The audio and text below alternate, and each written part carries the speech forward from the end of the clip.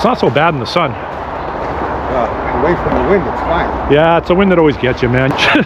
Just out with my buddy Stunning Steve. Known him since we were 14 years old. I gotta listen. This is a child-friendly channel. We're down. He wanted to go. Not too often he gets down on my city. I got the fucking hoodie. There, much better. Down by the lake, minus 15 today. Here, let's go down here. Nice clear day though. Not bad at all. Hey, I'm not dressed. Dewey's not dressed today for this sort of environment. Okay, so I just watched Mark Carney address the World Economic Forum Summit in Davos. It was, I watched the entire speech, about 16, 17 minutes long, and just getting back home from an earlier visit with my lifelong friend, Stunning Steve. Put some footage of that up. We had a breakfast meeting, and we went for a little trip down memory lane down by the lake, but I'll put a little footage of that in. So Mark Carney went on for 16 minutes, but I will try to bring it down to a more understandable level from a simple guy on the street like me. So basically he went on for 16 minutes saying what he's been saying since he became Prime Minister last April, that our alliance or our allegiance with the United States is no longer the way things are going to go moving forward. He went on to emphasize the fact that Denmark is or has the sovereign rights to Greenland, and that Canada and other NATO nations and Balkan nations would stand behind Denmark and Greenland in defense of their sovereignty against a country that may want to annex them. He didn't say the United States in particular, but we all know that's the case. Now, he has definitively, with this 16-minute speech, he has definitively made it known 100% that we're going in the opposite direction of wanting to work with the United States, wanting to further any sort of diplomatic or trade relations. In my opinion, you watch the address to the crowd, and you might come up with something different. But like I said, he's using the typical liberal talking points of the word salad. But you know, the way he speaks, he's an educated guy, he's a smart guy. So it's going to be upper tier type language, kind of like Conrad Black. Whenever you listen to Conrad Black in an interview or in a speech, it's like this guy's like he's speaking English, but he isn't speaking English. It's next level. And I'm not saying Mark Carney's at Conrad Black's level of being a literary giant. He's not. I don't think anyone is in Conrad Black's realm, but Mark Carney did his best today to completely put out a 16-minute speech that said that Canada is going in the direction of the EU, the WEF, China, and whoever else. Now, having said that, and I keep on saying this, the guy, he has a tell. He has a tell. I wouldn't mind playing poker with him, to be honest with you, because he gets that smirk on his face, and I think he gets that smirk on his face when he knows he's going to lie. Well, that should be on his face all the time, right? But he had one little smirk on his face about the halfway point of the speech to the Davos crowd, and I'm telling you, you know what? It's very hard to put your finger on it whether he's working with Trump to piece Canada off completely to the United States, to soften the blow to the elbows up crowd that the United States has already annexed Canada. Because let's face it, the elbows up crowd, they are going to they'll go down with the ship either way. They are not going to admit fault. They are going to stick with Carney and the Liberals until they are at the bottom of the ocean. It doesn't matter to conservatives what Mark Carney says, but it matters immensely to the stronghold liberal leftists what Mark Carney says. So if he's guiding Canada into the arms of annexation to the United States, it will lessen the blow to the elbows up crowd if he is the captain of that ship. So it will make Donald Trump look like the bad guy.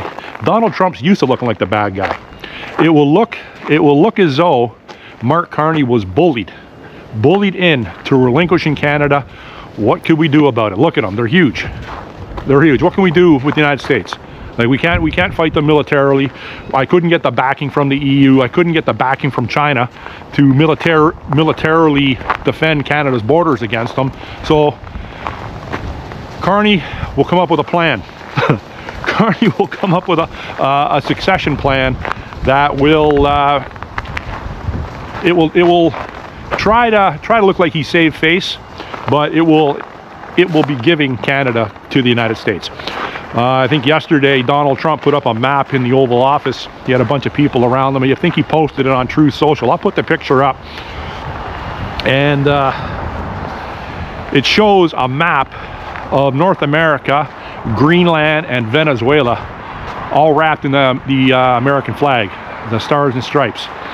And it's a huge poster in the Oval Office. So is there truth to that? I would say there is. I would say that it's a foregone conclusion that Canada will indeed be the 51st state. I don't know. Like I said, and I'll always say this, just a low-level knuckle dragger walking around. Minus 13 today, a little chilly. Hence the comrade hat. Pure chinchilla. Or muskrat, I don't know what it's made of. But it's warm. Yeah, so it's either Mark Carney is stirring up the pot to be the leader of World War III, or Donald Trump has already taken possession of Mark Carney in Canada and will go on with his global initiative, deterrent through strength. So you wrap up Canada, you wrap up Greenland, you wrap up Venezuela, and what comes with that is geographical dominance in the Western Hemisphere. You can protect the Arctic through Greenland, through northern Canada. Obviously, our military has drastically been reduced to the point where it's ineffectual on the world stage by design. So hence, it will weaken the resistance, or any sort of talk of resistance, that our military is going to put up any sort of fight against the U.S. A civilian or a domestic citizen army, no, that ain't going to happen here either. You got a lot of loudmouth Karens that are pretending they're going to, pick up an assault rifle, a battle rifle, and go out and defend their tomato plants in their backyard. Yeah, that ain't going to happen.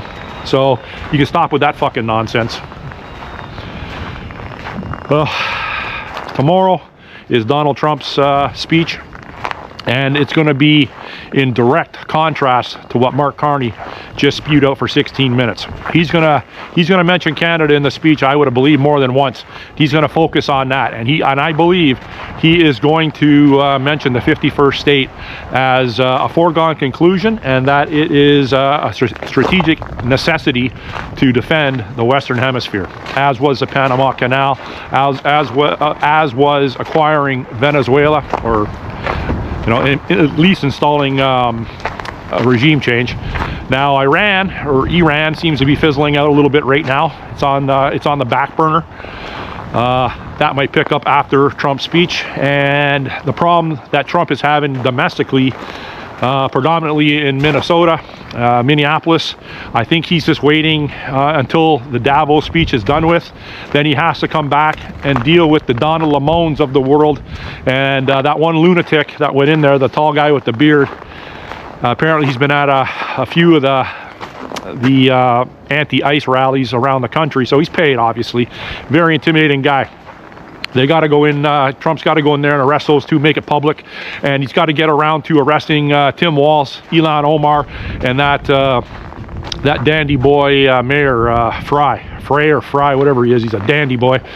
So he's got to start rounding them up. So he's got to start quelling the domestic problems to ensure that the MAGA base sees forward momentum for what they voted for, because these lunatics riding around, driving around with whistles and going into churches, intimidating people, now that's got to stop. Now obviously they're all paid to do that and they're well organized to do it, agent provocateurs, I get that, but now Donald Trump has to fix that. And obviously the people that have been installed in blue states and blue cities, you know, they're just winding it up. They want a civil war. How you doing, buddy? Oh, good. How are you? How are the Leafs doing? Pretty good. Nah, they're not doing that good. They're not doing that good. I know. Take care, brother. So, yeah. So Trump, after Davos, and maybe he's going somewhere else. I heard that Emmanuel Macron has invited Trump to go to Paris to talk about chilling out on the Greenland talk. Now, I don't know if Trump's going to do that. I don't think he's going to do it. I hope he doesn't do it. But anyhow, so hopefully he comes directly back and he starts dealing with his domestic problems. I know after his speech tomorrow that, you know, people like me and mainstream media and all those people, they are going to be very busy dissecting Carney and Trump's speech, and pretty much they're the only two that really matter in my estimation. So anyhow, you got any questions, comments, and concerns? I know I'm being a little redundant in some of the material that I'm putting out, but you know, I was hoping to get something a little bit different out of Carney's speech, and I didn't. So anyhow, yeah, so I'll put a little footage of my buddy Stunning Steve up, and a picture of us when we were younger. I would say the picture is 35 or 36 years old. That's how long we've known. I've known these guys longer than that, but there's a pretty famous picture of us. I'll put up on this video from back in the day. I'm the guy with the short blonde spiky hair when I used to have hair. Thanks for watching. Bye.